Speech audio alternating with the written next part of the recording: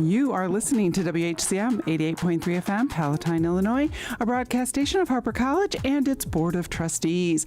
You are listening to Streaming Verse here on WHCM with your host, Chris. Nina is not in the studio this week, but I have my guest, Moto Matt, who has joined the show for tonight. Hello, can you hear me? I can hear you. It's nice to be here. Hello. Hello. I thought... The microphone's in front of me and neither. I thought I put two on. I apologize. There Perfect, you go. perfect. Better. Okay, Yes. You're good. Thank you for putting me on. Appreciate it. I'm running the board over here all by myself, and it can be exhausting doing For this. sure. I don't think because you guys haven't done the board. I think you guys used to do the board way back when. Way back when, yeah. But we also did it when the let me preface for anyone who's maybe listening for the first time.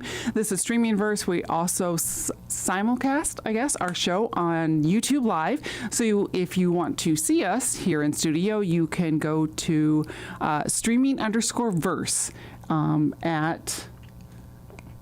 on YouTube. And so when we first started the show, one person would be the control booth with all the things for the the council for managing the radio show. The ATEM would be in the other booth. So it was very easy in terms of the division of responsibilities. And that was back there. People who see this on live stream may not know there used to be a back there. There was a back there. A very yes. hot, very claustrophobic back there that is just no one wants to be there now. No, and in fact, it was so funny. One summer, it got so hot back there. I was wearing a festival top, the tank top, very lightweight. I was still dying. Whenever I played a song, because this is before Streaming Verse was a show, I would play a song and I'd run out of the studio just to cool down because it was so hot in here. Yeah, it's rough back there. Yeah, a little muggy in here today because we talked about before the show, people are not shutting that door. Leaving that door open. If you're a Harper Radio DJ, leave that door open. I'm saying it now, and I'll say it forever. There's a sign even. Open the door. Yeah, so it's really hot in here right now. So yeah, and we'll have to remind Andy when he comes in after the show. Leave the door open. Door needs please. to be open. We need it open. All right. So right now I'm trying to find us because I have not apparently bookmarked my show this right way. I didn't even subscribe to my own channel until last week, until 2 weeks ago. I was like, oh, that's right. I should subscribe to my own channel and support a fan it right now. Yeah. Like we mentioned, this is Streaming Verse. We got Matt in the studio. This is Chris. Nina is off this week.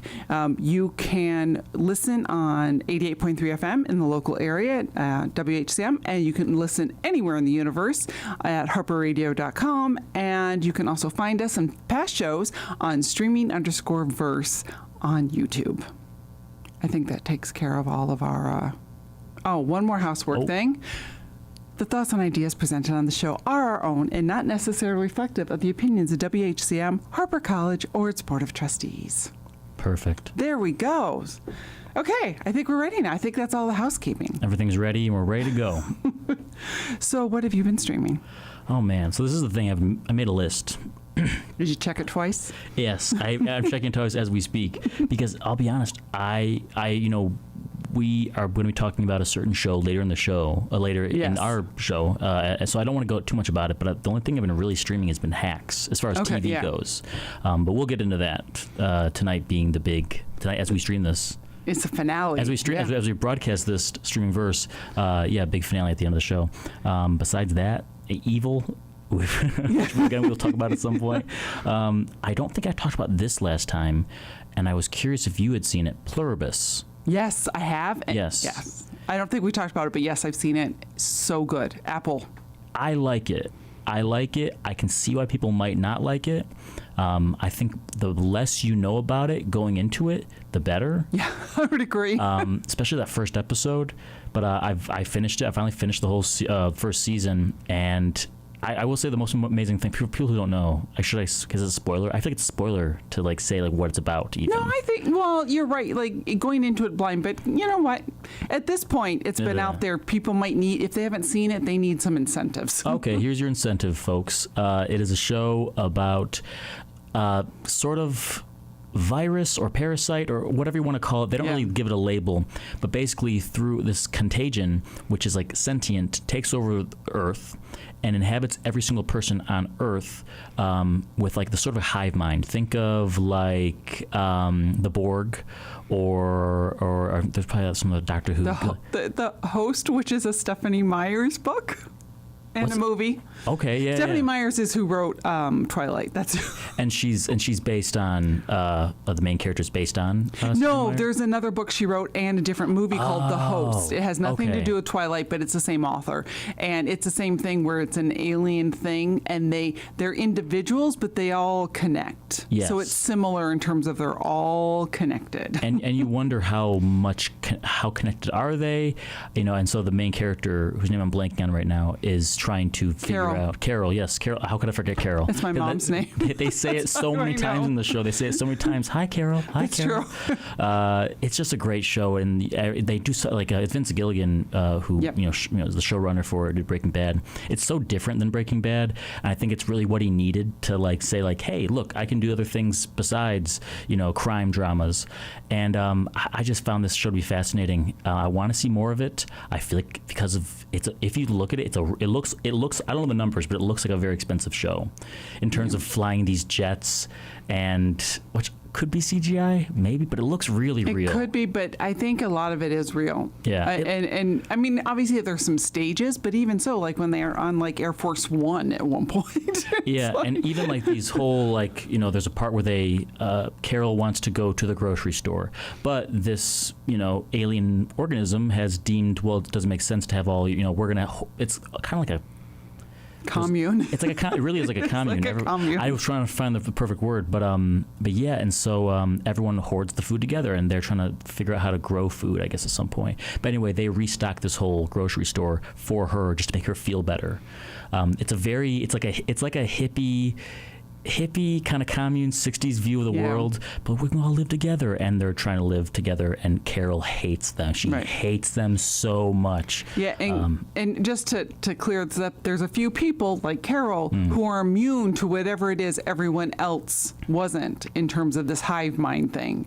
Yeah. And there's a few people who are still themselves as individuals, and they're trying to make Carol happy, but at the same time want her to become one of them. Yes, yeah. The trouble is most people in the world who are not affected don't speak the same language as her.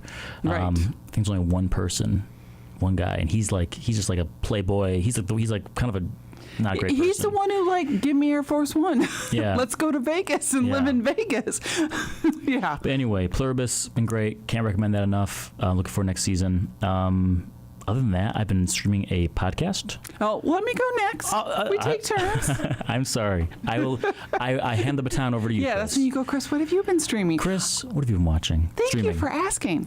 Actually, I'm going to stick with the Apple TV series, because if you are looking for something to watch after Hacks is over, I'm going to recommend Maximum Pleasure Guaranteed, which is an awful title in my opinion, because even I was like, if it wasn't for the fact that Tatiana Maslany is the lead, I would be like, I don't want to watch this. This is not for me. I don't know what this is, but I don't want to watch this. Well, what it's about, the premise is that she is a newly divorced mom dealing with custody issues with her daughter and her ex and his wife, and she is using similar to like OnlyFans. They don't actually say it's OnlyFans. So she's actually using an OnlyFans content creator to both have personal conversations and pleasure. But it's not like the whole show. That's one element of the show. And now it's this mysteries who's doing, and I won't, expose what all that is. No spoilers on this, but it's really interesting. And I really like that actress. And if anyone doesn't know who she is, she was actually the star of Orphan Black, where she played, did you ever seen Orphan Black? I know of it, and I've seen parts. So good. She played multiple characters because she was a clone. And I swear there were times when like one of the clones was dying, I was like, oh, I wonder if they're going to miss working with her, because she was so convincing at being these clones and being completely different personalities. It was amazing. So I try to follow her acting where I can. I watched the Hulk, the Ms. Hulk that she was in. Oh, yeah. Because of that. It was okay. It wasn't great, but it was her. So I was going to watch it. So I was like, okay, I'm going to watch Maximum Pleasure Guaranteed. But I'm like, it really needs a different title. Yeah. It's almost like what is the one, is it called Dallas? DTF? It's Dallas? I don't know if it's Dallas. Oh, I think I know what you're talking about. Yeah. It's called DTF, DTF, right? which is just an acronym. And it's like, why couldn't this one be an acronym like MPG? DTF St. Louis? Yes, that's it. Yeah. Yeah. And because, it's like I said, if it wasn't for her starring in this, I wouldn't have watched it, because I would have been like, I don't know if that's for me. I would have need some prodding. That's interesting you say that. Like, I feel like the title really does influence how you perceive it initially. Right. Like we've talked about just now, but Evil, I think that's not a great name for the show Evil. I think there's a better name out there. I also want to say, speaking of bad names, not even bad names, but misleading names, as a kid growing up, the film Princess Bride, about a movie about a princess and a bride. Yeah. Well, I'm not gonna lie. It's not until I was like 13 or 14, we actually had a teacher at seventh grade. Shout out to Carl Sandburg Junior High, who Miss Pfeiffer. That was one of her favorite movies. So she plays clips for it to like represent like different like literary like juxtaposition and metaphors, like stuff like that. Oh, that's she cool. played clips from like Princess Bride, and I was like, he was like he's being tortured, and like there was like sword fights, and I was like, I did not know that there was all this, and so we're literally the Fred Savage. You know what I mean? Like, right. Being like, is this a kissing story? Right. It is a kissing story, but there's the adventure and, all those elements to it. It's funny, and I've told this story on the show before, but when my whole family gets together, and especially when the kids were young, so I'm talking my siblings and all of our children get together, I'm the one who picks the movie. Shockingly, I came up with a show called Streaming Verse, because whenever we get together, it's like I had to pick something that everyone should be interested in, right? Yeah. And I picked The Princess Bride one year, and most everybody was in, except for one of my nephews, and he's like, Princess Bride! So we had actually rented, I don't know if you've ever rented like a condo at the beach, not a condo, but a townhome. We had both sides, because it was a big family, so we had both sides of this duplex. So he was walking around in circles from one to the other, I'm not going to watch this. And then every once in a while he'd slow down near the back of the couch and watch a little bit. I'm not going to watch this. And he kept going in circles, and then he'd slow down. Yeah, he watched it and he loved it. And that's honestly gonna give a credit to like the genius of like Rob Reiner in putting that character, because that's not the Princess Bride is the book itself, but to add that subplot of it's being told as a story from a grandfather to a grandson, because there are so many times when people who, especially young kids who watch that film, are that character. I'm not gonna watch this, it's like that. It's like time immemorial. It's just like it's going to stand the test of time. Yeah, it's the one movie everyone I think agrees, do not remake this movie. Do not go anywhere, because there was talk of remaking it like a year or two ago. I don't know if it was studio wise, but it was definitely TV show or people talking about it. You know what I mean? Like, oh, they should do this, and the internet went, no, you never recreate, never make a new one of those. So did your nephew ended up being a fan of it, or? Oh yeah, he liked it. Yeah. Okay. Yep. That's good to know. He ended up liking it, but it's just slowly as he goes around in circles, and all of a sudden he stops.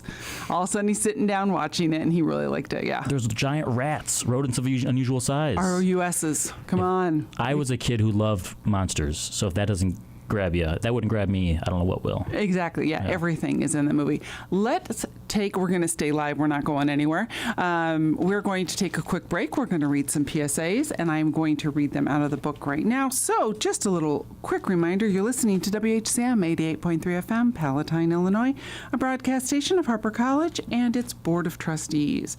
And right now, I'm looking for an evergreen PSA to read. Did you know that Did you know that Harper College has one of the top 5 service-oriented programs in Illinois? This program will prepare you for a career in the fire service and beyond. Classes are taught by local firefighters and regularly updated to meet current industry standards. You'll be prepared for a position in firefighting as well as in fire prevention and investigation, hazardous materials, technical rescue, and much more. You can apply today at harpercollege.edu/academics under public service. Do you still have your show here? B-side, yes. You want to give a little PSA about your show? Oh man, it's in transition right now. Yes. Because I don't want to say what time it's gonna. It'll just be changing times. The show so that's usually on Thursdays at 12 p.m. For now it is. That may be changing soon, but I will say keep. Repeats are on at 6 p.m. Saturday nights, and then also repeats of the show I do with Richie, weekly ads, are on right after that, Saturday nights at 7 p.m. So really the show I've been doing live the most recently has been weekly ads with me and Richie will play brand new music on Fridays at 2 p.m. So that's a good time to tune in and hear some of the freshest new stuff. All right. Fridays, 2 p.m. So check out Moto Matt when he's not called Moto Matt. Tuesdays. Okay. I will say, yes. I got to correct myself. I credited Rob Reiner. He did direct it. I knew that, but it was William Goldman who wrote it. He wrote it. He wrote the book and he wrote the screenplay for it. Yeah. I did not know that. So he added the whole part about the grandfather and grandson relationship. So yeah. So and if you ever, the book is good. I actually read the book and it's the same. Like other than a couple lines being swapped from the movie, it's the same. Is the grandfather and grandson in the book? No, but he talks about like reading it to people and how he developed the story and stuff like that. Yeah, because I think it was his daughters he was telling stories to. So reading it to the grandfather is a different viewpoint and a touch, which like you said is genius. That might have been 100% Rob Reiner. But even in the forward of the book, he was talking about creating the story for children. So it kind of makes sense that that would have been created. That would be interesting to know if Rob Reiner is the one who came up with that or if it was somehow presented to him before that. There must be some if there's not already a documentary about the making of that movie, I would love to see that. Yeah, and I know they did have some anniversary stuff a couple years ago. So, like, they even had a table read.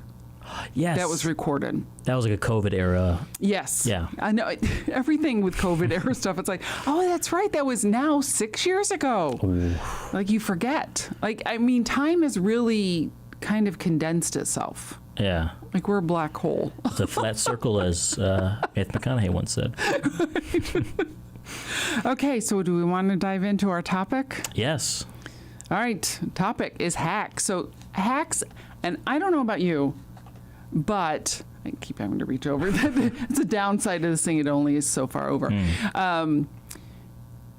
Hacks has been on for 5 seasons, and it does not seem like it. No, I feel more like it's been on 3 seasons, and I say that because I think it's such a good show.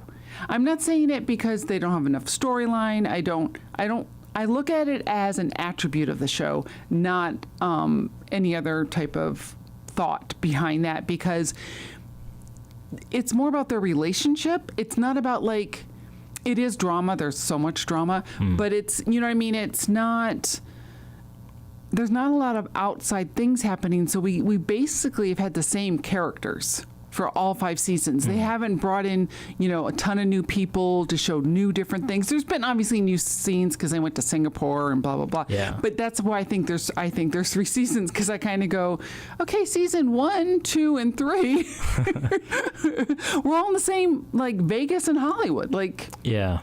and it's then still there was building. Singapore, and now, we're back. It's kind of, but it's, I think that's a good thing, though. Like, that I don't think it's dragged on too long is my point. No, I definitely agree with that. Yeah, it feels like, I agree with what you said about how feeling like it's only been like 3 seasons. Because it's been on since 2021. So that's like about so I guess they started filming during the pandemic. Right. It's fascinating to to me, a mark of a good show, or at least well-written characters, are when you look at the first episode and the very last episode, and you think to yourself, or just notice, these are different people. They've evolved. I'm gonna give a shout out to Deep Space Nine, Star Trek. It does that so well. And that's like 9. Anyway, Hacks. We haven't seen the last episode yet, because as we are doing this live, the final episode comes out at 8 p.m. tonight. Yes. In case you're listening to the repeat, this would be May 28th, 2026 is when that airs. But it's coming on after the show, so we haven't seen it. Matt's an episode behind. I am, yeah. I am caught up, but you're right. It's about how the characters evolved, and one of my favorite shows is Ted Lasso, and that's because I think everybody is trying to do their best. It's nice to see a show. Have you watched Ted Lasso? A little bit. So Nate, for those who watch it, Nate ends up becoming this bad character, but I think it's because he has insecurities. He definitely has some mental health issues, and to a degree, it's a way for them to explore the mental health issues by him having going on this bad path. They're spoilers, because if you haven't seen it yet, it's on you. He ends up also growing and coming back too for the last one. And Hacks is kind of the same. This is 5 seasons of people like Deborah Vance is a little nasty at times and does some horrible things, especially to Ava, who keeps just rolling with the punches, but she's evolved, which is good to see. And real quick, for those who don't know, and then I'll let you share your point. About what it is, what's about. What it's about, it's about an aging comedian who is played by Jean Smart. Her name is Deborah Vance, who is the first season she's getting fired. They're letting her go from her residency. So she actually hires a writer who is Ava, who is young. She is definitely, I don't know what the right word She's kind of like a freelance. She's freelance, no, but I also meant she's on the queer spectrum, but I don't know. I didn't know if there's a better word for that. But so she's queer and she's a writer, and it's so funny when I saw an interview with the actress Hannah Einbinder. Yeah. I had to look because I'm I had to write that one down. She's she goes, I was already the part, because she's a writer and she's also queer. So also diagnosed with ADHD, so she's on the neurodivergent. I listened to a great interview with her on Conan's podcast. Yeah. Really interesting person. So at the end of the day, it's about those two and their relationship. But then, of course, there's also their agent and the relationship he has with his assistant and those types of things going on. So that's what the show's about. And a lot about things women deal with, especially aging women in the industry.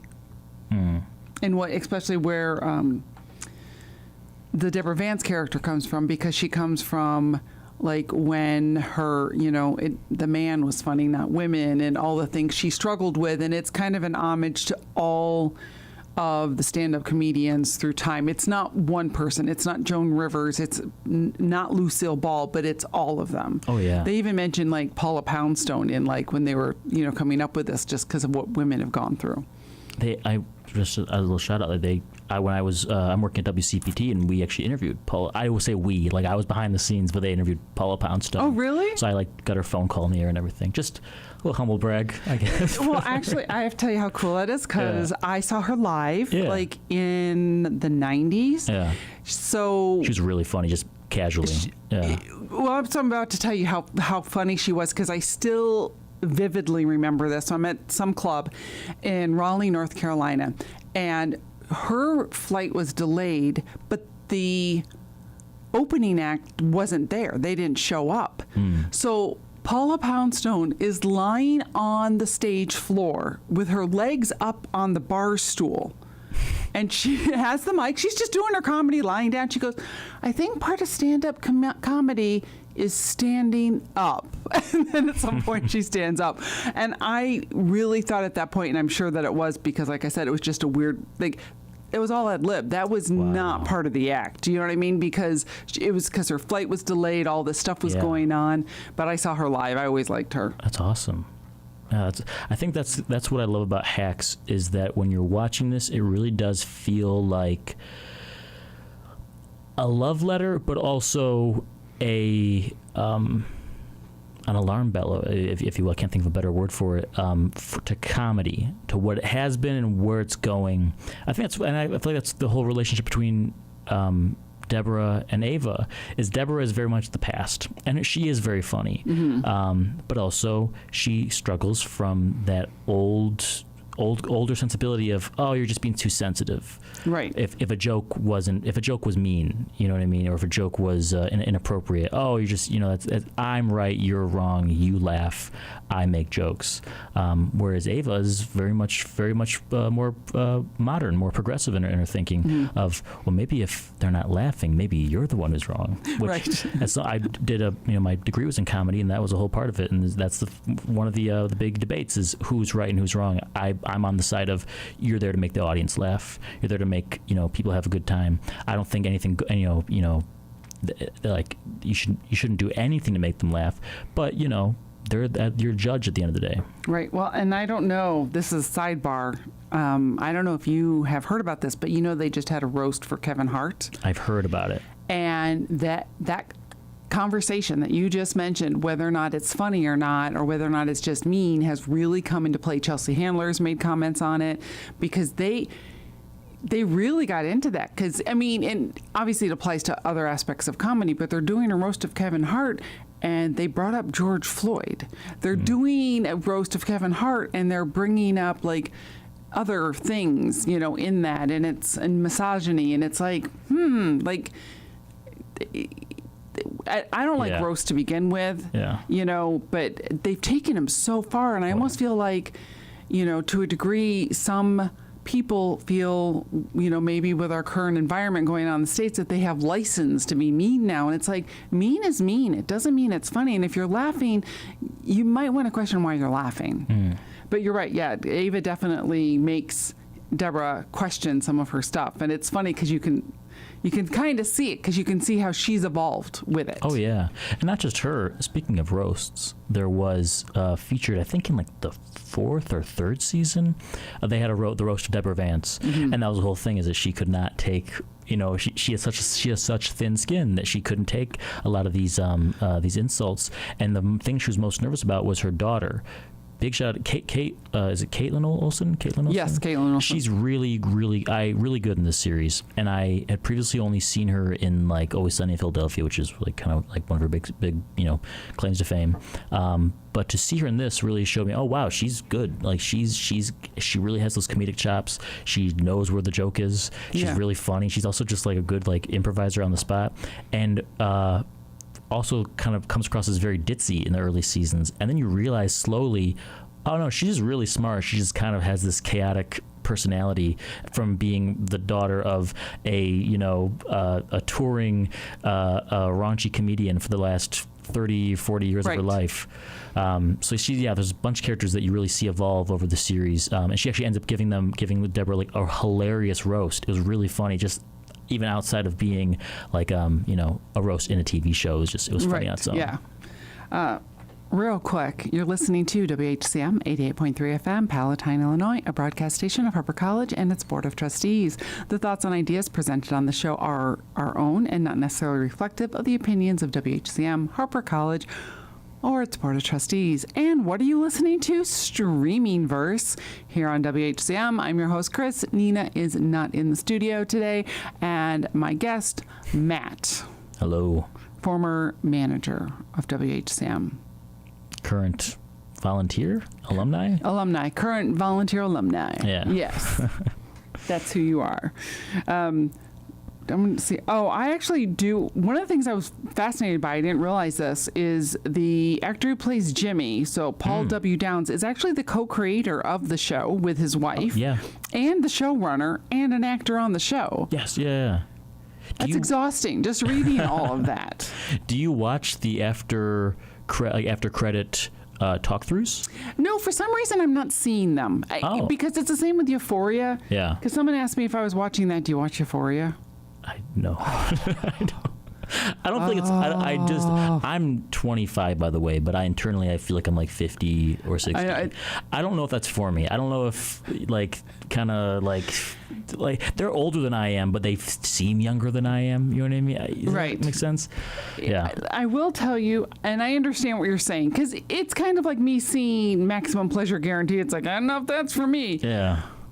And the fact that I know I'm probably the only one in my age group who loves Euphoria, but again, as my show has helped me learn, male violence, teen drama, those are my niches, Anyway, so Euphoria really, if you watch the first episode, which I encourage you to, because Aaron was on and we talked about Euphoria a few weeks ago, and it all starts with she was born on 9/11. Okay, yeah. So it almost is like, showcasing like what the youth has been through, and the world they were born into, and it's almost dystopian in terms of like wealthy, emotionally detached parents, and this is what's happening with their kids. So, there's been a lot of advertisement saying, not advertisement, like internet chart, they glamorize drug use. Oh, no, there's no glamorization going on. It's all about how their lives are horrible. Yeah. And I really don't want to get into it, but this season, if anything, has shown that their lives are horrible.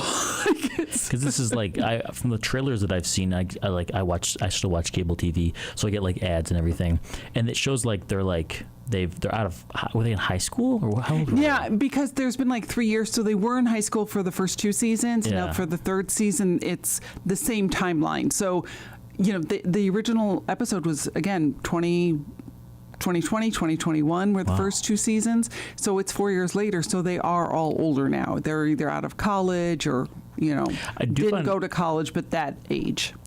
I always like to think about what's going to happen in the future and how things are going to be remembered. People think of Cheers and how many actors from Cheers went on to do, great things. I'm not never seen Euphoria, but I'm very familiar with Zendaya. I'm very familiar with Jacob Elordi, Sydney Sweeney, Hunter. I know Hunter Schafer.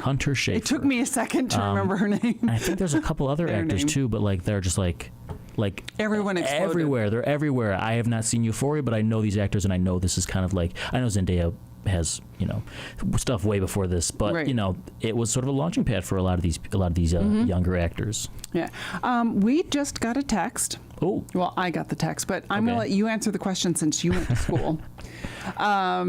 She was asking, what are all those jobs? So this is Chastity, who is one of the fans of the show, and she's been on the show as well.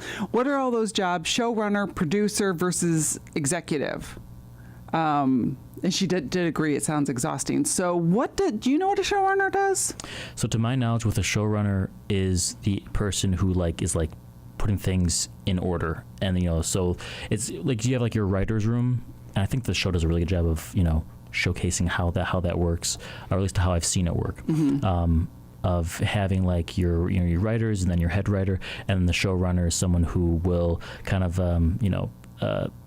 see how everything's going to fit into, say, I think the first thing that comes to mind is Conan, make sure that monologue and which jokes are going to, being with him, seeing which jokes are going to make it to monologue, and if there's any bits that need to go with that, or if there's even any sound effects, or if there's any minor little sketches that go into the opening monologue, and then you have that's your first block, and then you get your second block, and that's I'm going off Conan by the way, because I watched Conan so then you have your second quarter where you have usually typically a skit or a sketch of some kind, and again, so it's let's make sure, is this timed? Is this gonna, is this funny? Yeah. You know what I mean? So that's how you have a conversation with the host. And I think your showrunner is one of the more important roles in terms of if you end up liking a show. Their input it's like their fingerprints all over everything. Yeah.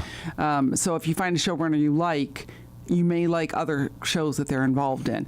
And then producer and executive producer, I know 100% executive producer is literally just the money. Yeah. Or a title so they get points and stuff like that.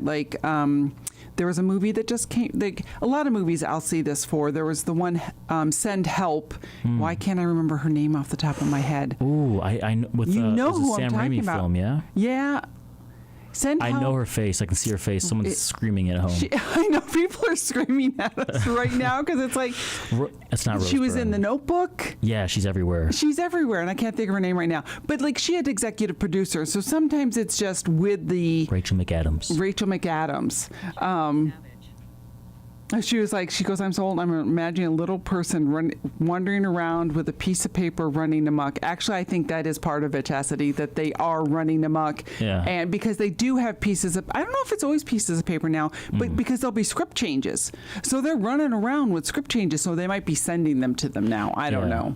And this is, so much of this has changed in the last, I mean, gosh, even since like COVID. I mean, if you really want like a cultural marker point for like I've been like just researching stuff lately. Just like I say, researching, like looking up. I know, stupid, like really stupid stuff. We as a society use the word research way too much and put way too much importance behind Googling. It makes it sound like, you know, I was like Gandalf with like piles of notebooks when really I'm just like looking at Wikipedia. Exactly. I find this is something so minute and so small, but like us, like, do you remember like those sort of like those kind of wackier like chains of restaurants like TGI Fridays, Ruby Tuesdays, Chili's, the very like Bennigan's, late 90s, early 2000s. So many of them closed during COVID because I was like, you haven't seen one in forever. Oh yeah. By the way, I don't know what this relates to streaming at all, but I just thought it's interesting how much of a cultural point before the pandemic and after the pandemic, and especially as it relates to talk shows, that changed the format like heavily. Right. I was still watching Conan at the time. Yeah. It changed what we do here as well because it used to be audio quality was king, and now it's like meh, because we were doing radio shows I did radio shows from my closet. Yeah. Because the more padding, the clothing was working as like, the soundproofing. But yeah, everything has changed since then. In fact, I was just watching, I'm a big fan of Smosh. I don't know if you've ever seen any of their videos. Oh, I'm a huge fan. I know. We're finding out that you feel too old to watch Euphoria, and I'm a Smosh fan. So I watched them as a kid when they did YouTube videos, sketches. Yeah. But now they've morphed into this like industry. Yes. They do a podcast, they do another YouTube channel where it's more like kind of live games and all that. Yep, they do live games. They do like Beppardy. They can't call it the actual name. They call it Beppardy, but they also read Reddit stories, which is how I started following them. Yeah. Because Shane, who is Top is his last name. He was actually on the Goldbergs. So has acting credits. He's kind of like the lead host of stuff. And he reads the Reddit stories, and two people will listen in and they discuss the Reddit story. But they don't do it the dramatic way that some, these podcasters or internet, people, wannabes want to do it. Yeah. He actually has a degree in psychology. Oh. So they look at it more like, should people really be doing that? Or, you know what I mean? It's actually a discussion, and it's funny too. Don't get me wrong. They are funny, but they aren't just doing it to jump on somebody. Yeah. They actually have a conversation about it, and they're funny, which I appreciate. Yeah. But they were talking about how, it wasn't Shane, it was someone else, how, before the pandemic, if you wanted to audition for a show, you had to fly there. You had to fly to LA and then fly home. So there were times where you just flew in the morning, went there, and flew out that night. Well, now they take everything you can submit it, or I'm sure you could do it live as well via Zoom or something. But if the pandemic hadn't happened, would we be there is a big question. And it's not like we didn't have the technology. We had the technology. But it was we weren't using it. The cultural norms stated you must do this. You must fly to us or come to us. And even as you mentioned about like the quality of audio, I'm going back to Conan. I've listened to his podcast so often, and so many times when they start that show, it's before he even says a word. I can't know if I can even do it, but it's like his chair squeaks every single time. And I think to myself, clip, cut. All you gotta do is clip that. But no, it's a norm to have those things. And I never mention it, so I'm like, do they must hear it, and maybe it's a thing. I don't know. It probably is because you can visualize him scooting his chair up to the mic or something. So going back to that question, it's hard to say where it is right now. Yeah. I mean, now that we're one less late night show down, or one less talk show in the world, yeah, it's fascinating. Did you see? We're talking about Colbert, of course. I see on Reddit, going back to Reddit, that there's a homeless man who already set up shop outside of the Ed Sullivan Theater. No, I didn't. Just like in front of the doors. Yeah. Yep. That's funny. It's fascinating. I'm a fan of Stephen Colbert. I wasn't always a fan of that show, not because of politics, but mainly just because it wasn't my kind of humor. Right. It's kind of, I feel like it's meant to be for a very big audience. And I preferred when he was much more niche, playing this satirical character the of Colbert like Report. I love the Colbert Report so much. That was a revolution. Him and Jon Stewart. I love that show so much. That's duo. It was hard when he first moved to late night because I watched it first and I was like, this isn't as much for me. And he actually got better when the current president came into office because that's what the comedy was about, edgier type thing. But yeah, apparently he hit the last, his tenure, the last few months, I don't know the time frame, but he also amped it up because he had nothing to lose. So apparently it went really well for him. And it's just a coincidence. Just all these are coincidences. Just wink, coincidence. wink. That's all we'll say. But we're back to Hacks. Back to Hacks. So it is amazing what he's doing, though. Like, he's doing all those things on the show. Yeah. And he's a good actor, too. Yeah. He's so funny. I would so recommend watching those after credit, like, talk-throughs. Yeah, I'm going to have to try to see if I can find them. Because for some reason, maybe it's I don't let the credits run through all the way. I don't know why. It automatically skips it. It says, like, to watch the next episode, it'll, like, so if you got to click back. Oh, maybe that's it. I don't know why they do it, because they put a lot of work into these after credit talk-throughs. Yeah. And again, same with Euphoria, because I was told about them for Euphoria, and I've missed those as well. So, also, I will mention, you mentioned about the actor who plays Jimmy. His wife is also a writer as well on the show. She co-created it. Lucia Aniello. Yeah, I couldn't say her name, so I didn't. I just said his wife. And you know what she was also known for before this, which I didn't know, Broad City. I don't know what that is. That was like for millennials. Like, okay. Sort of like what was it, like mid 2010s ish. Okay. So it was like millennials living in, I think, somewhere in New York City, probably like Brooklyn. It's that kind of of the time, very much of the time. But yeah, no, Hacks I just think is just really fantastic this season. It's been really, really. It's been like kind of like a swan song, because it's going to end soon. Yeah. But regardless, there is this energy about it that is it's almost like last week before summer gets out, or like the school gets out and you're out for summer, because there's this excitement and there's so much to learn about these characters in a short amount of time. So yeah, I'm going to take us off topic again. And we do have to wrap up soon, but you might know about this.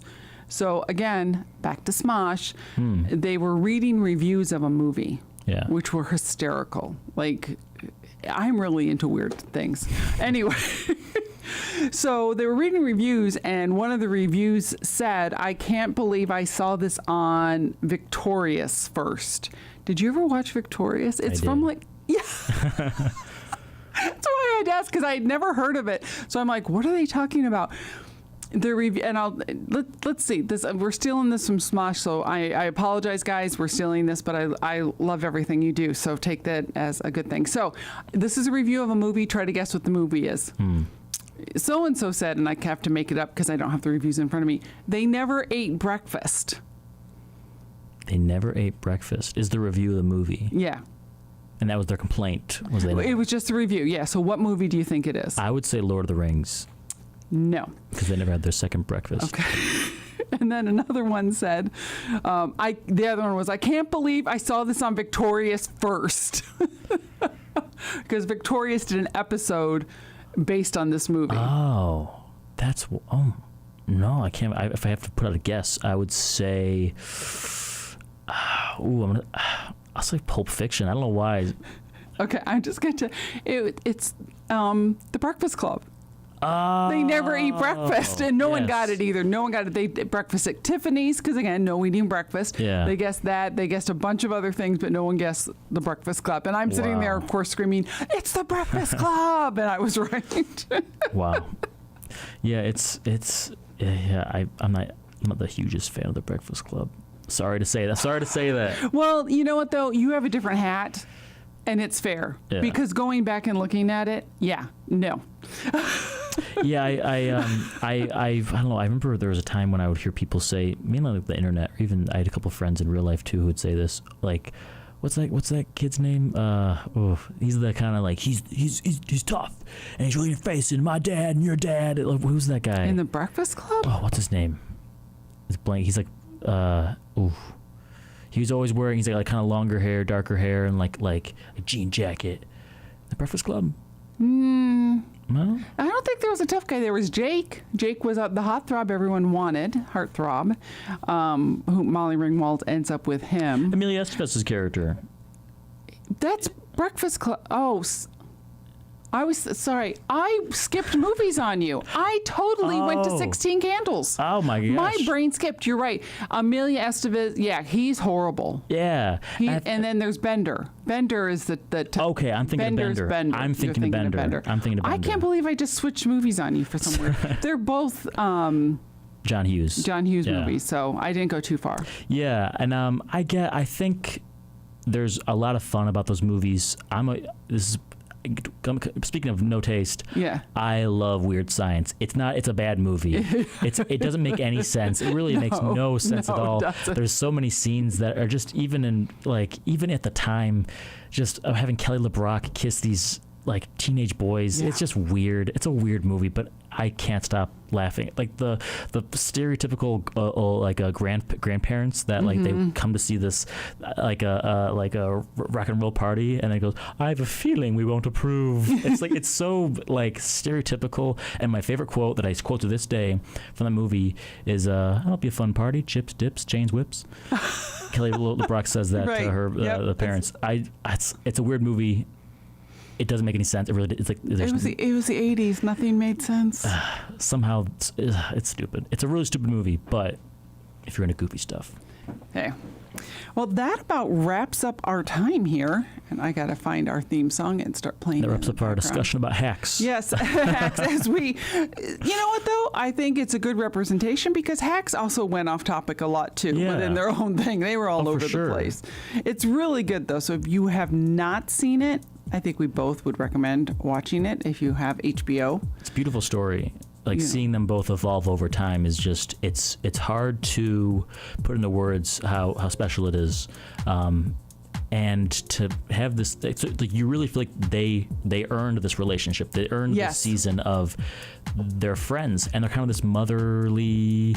They have a very complex relationship, and they go into that. I think there was like a minor like love interest at one point in like season 2. Oh, that's right. That? Yeah, that was a flash in the pan. Yeah. Such a good show. I did want to, if we have like 2 minutes to ask you. Go for it. Mm-hmm. There is always the conversation that Hannah Einbinder, her mother, is Lorraine Newman. Yes. And in the time of accusing everyone of being Nepo baby, what do you think? Do you think she deserves this role? Do you think she got this role? I definitely think she deserves the role. I agree. And I think because she's using, I'm guessing, her father's last name instead of her mother's too. Because I had no idea at the beginning that she was related to her. Like, you know what I mean? I didn't hear any buzz about it. I didn't see anything about it. And she definitely earned it. Yeah, I noticed in the first first couple episodes, I was like, oh, I'm not sold on her acting. It wasn't until I think it was like the episode called Falling in that season, which I don't want to spoil what that's about. That's a really good episode, but that's a huge moment for her character. And after that, I was sold. I was sold on it. And by the second or third season, I thought she really is embodying this character and just so great at it. The one thing that's sad about comedy and her acting is that she's chaotic, which you look at as being, well, she's just chaotic. No, she's acting chaotic, which people forget. Yeah. It's the same thing, all comedy, like people forget comedy's actually very, very hard. Yes. And I think, especially like neurodivergent people, as we both are. I'm sorry if I outed you and you didn't want to be outed. That's very well. I'm very well. I think everyone should be aware. Yeah, we that chaos though, like we see it as like, okay, that's every day. Yeah. But that was you know what I mean? So I get what you're saying though. I'm just pointing out that you forget that. Oh yeah, that wasn't her chaos. That was her acting in chaos. She did a fantastic job at that. All right. For sure. Well, thank you so much for being on the show. I really appreciate it. Thanks for having me. This was fun. Always fun. Can't wait till you finish Evil so we can go over all of Evil. Absolutely. You've been listening to Streaming Verse here on WHCM. Stay tuned. We've got some great shows coming up, and you're going to like them. Up next, it's Andy and Mixtape. Ooh.